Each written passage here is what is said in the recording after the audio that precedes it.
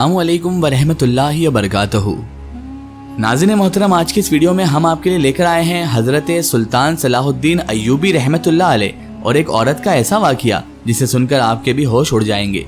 ये वाक़या है सुल्तान सलाहुद्दीन अय्यूबी और एक औरत का, जिस औरत ने सुल्तान सलाहुद्दीन अय्यूबी पर उसके साथ बुरा फ़ैल ज़बरदस्ती करने का इल्ज़ाम लगा दिया। उसके बाद कैसे अल्लाह ताला ने सुल्तान सलाहुद्दीन अय्यूबी की इमदाद फरमाई, जानेंगे हम इस वीडियो में। तो मेरी आपसे मुतबाना गुजारिश है कि इस वाक़े को मुकम्मल तरीके से समझने के लिए इस वीडियो को एंड तक ज़रूर देखें, और अगर अभी तक आपने हमारे चैनल को सब्सक्राइब नहीं किया है तो उसे भी सब्सक्राइब कर दीजिए और पास में दिए गए बेल आइकन पर भी क्लिक कर दीजिए ताकि हमारे वीडियो की नोटिफिकेशन आप सब तक पहुँचती रहे। मोहतरम नाज़रीन कलाम, जैसा कि आप और हम सब जानते हैं कि सुल्तान सलाहुद्दीन अय्यूबी रहमतुल्लाहि ताला अलैह अल्लाह तबारक व ताला के नेक बरगुज़ीदा वली होने के साथ साथ एक सल्तनत के सुल्तान भी रह चुके हैं। सुल्तान सलाहुद्दीन अय्यूबी का एक वाक़या ऐसा मिलता है जो तारीख़ को भी हैरान कर देता है। दोस्तों, आधी रात का वक्त हो चुका था। सुल्तान सलाहुद्दीन अय्यूबी रहमतुल्लाह अलैह जो कि मुस्तक़बिल के सुल्तान थे, उस पर एक शारिया नामी लड़की ने बदकारी का इल्ज़ाम लगा दिया था। कग़ज़ी बिन अरसून जो कि सुल्तान सलाहुद्दीन अय्यूबी का उस्ताद भी था, सुबह उस मुकदमे को सुनने वाला था। ये इल्ज़ाम एक आम इंसान पर नहीं बल्कि एक बासलाहियत और बाकिरदार इंसान नजमुद्दीन अय्यूबी के बेटे सुल्तान सलाहुद्दीन अय्यूबी रहमतुल्लाहि ताला अलैह पर एक लड़की ने लगाया था। काज़ी इब्ने अरसून बहुत परेशान था कि अगर मेरे शागिर्द पर लगाया गया इल्ज़ाम सच साबित हो गया तो मेरी सारी ज़िंदगी की तालीम और दी गई तरबियत पर पानी फिर जाएगा।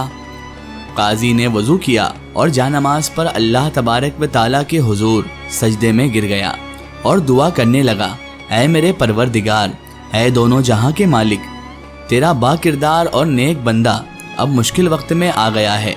तेरे नेक बंदे पर मुश्किल वक्त आन पड़ा है, तू उसकी गैबी इमदाद फरमा और उसकी इज्जत की हिफाजत फरमा। बेशक तू ही इज्जत देने वाला है और तू ही जिल्लत देने वाला है।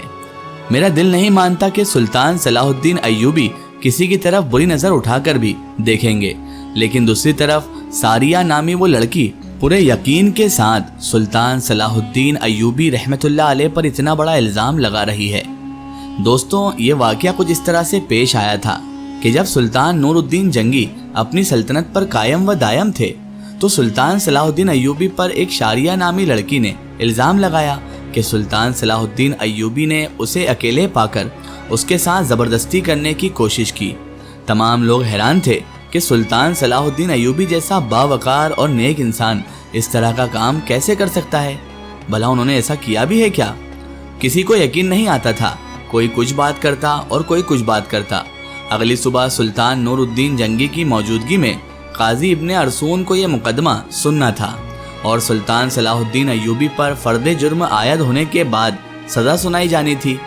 सलाहुद्दीन अय्यूबी रात को सारी रात बुखार में तड़पते रहे और अल्लाह तबारक व ताला से दुआ करते रहे कि ऐ मेरे परवरदिगार, तू ही मेरी मदद फरमा, तू ही बेहतर जानता है, तू ही सबसे सच्चा है। बेशक मेरी मदद करने वाला भी सिर्फ तू ही है। सुबह का वक्त हुआ।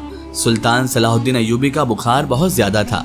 सुल्तान सलाहुद्दीन ने वज़ू किया और नमाज के लिए खड़े हो गए।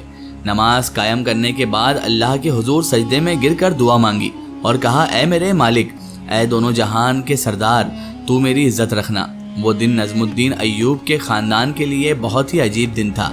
लोग बड़ी बेताबी से इस लम्हे का इंतज़ार कर रहे थे कि जब सुल्तान नूरुद्दीन जंगी की मौजूदगी में काजी इब्ने अरसून इस मुकदमे को सुनेंगे और सुल्तान सलाहुद्दीन अय्यूबी के साथ क्या होने वाला है, क्योंकि उस वक्त भी कुछ लोग नूरुद्दीन जंगी के खिलाफ थे जबकि कुछ लोग नूरुद्दीन जंगी के साथ थे। इसलिए लोगों के जहनों में मुख्तलिफ सवालात थे। सूरज अब तुलू हो चुका था। सुल्तान नूरुद्दीन जंगी अपने दरबार में आ चुके थे और उनके बाएं जानिब काजी अरसून का तख्त था और नीचे सलाहुद्दीन अय्यूबी हाथ बांधे खड़े थे। थोड़ी देर के बाद काजी ने फर्दे जुर्म पढ़कर सुनाया और फर्दे जुर्म पढ़ने के बाद काजी सुल्तान सलाहुद्दीन अय्यूबी से मुखातिब हुए और कहा कि तुम्हें अपनी सफाई में बोलने का पूरा हक है। काजी की बात खत्म होते ही सुल्तान सलाहुद्दीन अय्यूबी रहमतुल्लाह अलैह ने काजी से मुखातिब होते हुए फरमाया, काजी साहब, जिस लड़की को मैंने देखा तक नहीं उसके साथ कुछ बुरा करने के बारे में सोच भी कैसे सकता हूँ। ये सुनते ही काजी साहब ने हुक्म दिया कि शरिया नामी लड़की को हाजिर किया जाए। जब वो लड़की दरबार में हाजिर हुई तो लोगों की हैरत की इंतहा न रही, क्योंकि उस लड़की का सारा जिस्म ढांपा हुआ था और सिर्फ आंखें दिख रही थी, वो भी बड़ी मुश्किल से दिखाई दे रही थी। सुल्तान सलाहुद्दीन अय्यूबी रहमतुल्लाह अलैह समझ नहीं पा रहे थे कि जिस लड़की को मैंने देखा तक नहीं और वो मुझ पर इतना घिनौना इल्जाम क्यों लगा रही है। मुझसे आखिर ऐसी कौन सी गलती हुई जो इस लड़की ने मुझ पर इतना बड़ा इल्जाम लगा दिया। काजी अरसून सारिया नामी लड़की से मुखातिब हुआ और कहने लगा, ऐ लड़की बताओ, सलाहुद्दीन अय्यूबी ने तुम्हारे साथ क्या किया?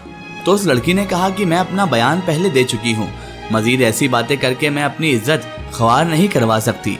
बुखार बहुत ज्यादा होने की वजह से सलाहुद्दीन का चेहरा जर्द हो रहा था और हाथ कांप रहे थे, जुबान पर भी लर्जा तारी था। ये देखकर मजमे को लग रहा था कि सुल्तान सलाहुद्दीन अय्यूबी बेकसूर नहीं है।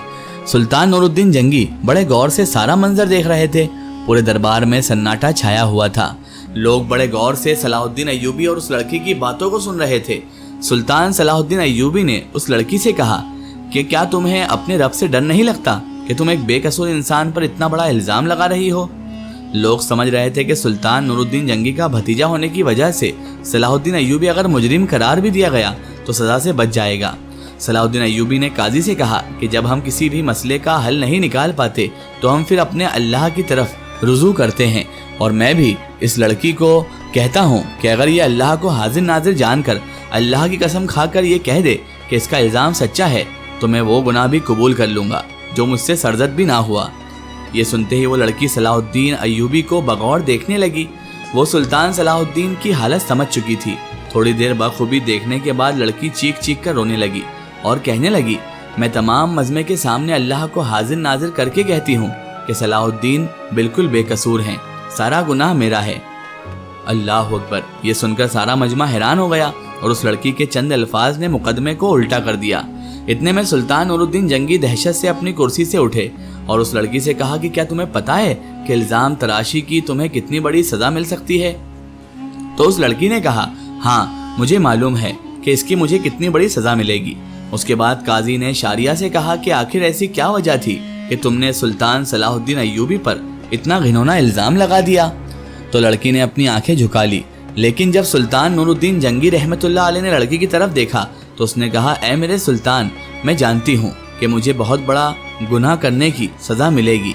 मुझसे बहुत बड़ा गुनाह हो गया है, शायद जिसकी तलाफी भी नामुमकिन है, क्योंकि जो दाग सलाहुद्दीन अय्यूबी के किरदार पर लगाया मैंने वो शायद मैं चाहते हुए भी नहीं मिटा सकूं, लेकिन ये सब काम करने के लिए मैं मजबूर थी। सुल्तान नूरुद्दीन जंगी ने पूछा कि बताओ तुम्हें इस काम के लिए किसने मजबूर किया? तो शारिया नामी लड़की ने अमीर इब्ने मरकूम की तरफ इशारा करते हुए कहा कि इस आली मर्द अमीर ने मुझे ये सब करने के लिए मजबूर किया। ये सब सुनते ही तमाम दरबारी अमीर मरकूम को मलालत और गुस्से की नज़रों से देखने लगे। अमीर मरकूम अपनी जगह से उठा और बड़े जज्बे के साथ कहने लगा, ये लड़की झूठ बोल रही है, मैं भी सलाहुद्दीन की तरह इसको जानता तक नहीं। नूरुद्दीन जंगी ने कहा कि कल मालूम हो जाएगा कि कौन बेगुनाह है और कौन गुनाहगार। उसके बाद सुल्तान नूरुद्दीन जंगी ने सारिया नामी लड़की को अपने कमरे में बुलाया और पूछा कि बताओ असल माजरा क्या है। लड़की ने कहा कि एक जंग में मेरे माँ बाप मारे गए थे और मैं जालिम अमीर इब्ने मरकूम के हाथ लग गई थी। ये मुझ पर बेइंतहा जुल्म और बेइंतहा तशद्दुद करता था, और फिर शाही कनीज के जांच करने के बाद उस लड़की की पीठ पर कोड़ों के निशान भी दिखाई दिए। और उधर सुल्तान नूरुद्दीन जंगी के खास जासूसों ने सारिया और अमीर मरकूम के बारे में सारी मालूमात इकट्ठा कर ली और उनके आपस के ताल्लुकात को सुल्तान नूरुद्दीन जंगी के सामने बेनकाब कर दिया। ये देखकर सुल्तान ने अगले दिन पूरे मजमा को एक जगह पर इकट्ठा होने की दावत दी। ये दावत इसलिए थी कि काजी गुनाहगार शख्स इब्ने मरकूम की सजा लोगों के सामने दिखा सके। तमाम लोग बड़ी दूर दूर से अमीर बिन मरकूम की हालत देखने के लिए आए। जब उसको मैदान में लाया गया तो वो सख्त जंजीरों में जकड़ा हुआ था। लोग उसको मलामत की नज़रों से देख रहे थे। शरीयत के मुताबिक उसे 70 कोड़े मारे गए और उसके बाद सुल्तान नूरुद्दीन जंगी ने उसकी तमाम जायदाद जब्त कर ली, उससे शाही ओहदा भी ले लिया और उसकी तमाम जायदाद सुल्तान सलाहुद्दीन अय्यूबी रहमतुल्लाह अलैह को देने की दावत की। लेकिन सुल्तान सलाहुद्दीन अय्यूबी ने यह कहते हुए ठुकरा दिया कि मैं किसी का माल अपने हिस्से में रखकर गासिब नहीं होना चाहता। और इस तरह सुल्तान सलाहुद्दीन अय्यूबी की अल्लाह ताला ने गैबी इमदाद फरमा दी और उनके वजूद पर लगाया गया बदकारी का दाग दूध की तरह धुल गया। बेशक अल्लाह अपने बंदों की मदद फरमाता है। जो इंसान गुनाह, बदकारी और जिना से बचता है तो अल्लाह ताला उसकी मदद फरमाता है, और जिसका खुल्लम खुल्ला वाक़या कुरान शरीफ में मौजूद है جب حضرت یوسف علیہ السلام کے حوالے سے زلیخا نے حضرت یوسف پر الزام لگایا، اسے بھڑکایا اور اسے گمراہ کرنے کی کوشش کی، تو تمام تر دروازے بند ہونے کے باوجود اللہ تبارک و تعالیٰ نے یوسف علیہ السلام کو بے گناہ ثابت کر دیا۔ میرے رب کی شان بڑی اعلیٰ ہے۔ اگر یہ واقعہ آپ کو پسند آئے تو کامنٹ میں اللہ اکبر ضرور لکھیں۔ آخر میں اللہ تعالیٰ سے دعا ہے کہ اللہ پاک ہمیں بھی نیک راستے پر چلنے کی توفیق عطا فرمائے اور ہمیں نیک لوگوں کی نیک سیرت پر عمل کرنے کی توفیق اور رفیق عطا فرمائے، آمین ثم آمین۔ ناظرین، آپ کو یہ ویڈیو کیسی لگی کمنٹ سیکشن میں ضرور بتائیں اور ہمارے چینل کو سبسکرائب کرنا نہ بھولیں۔ اس ویڈیو کو زیادہ سے زیادہ شیئر کریں اور اسے تمام تر انسانوں تک ضرور پہنچائیں۔ پھر حاضر ہوتے ہیں آپ کے لیے نئی اور بہترین ویڈیو کے ساتھ، تب تک کے لیے خدا حافظ، السلام علیکم۔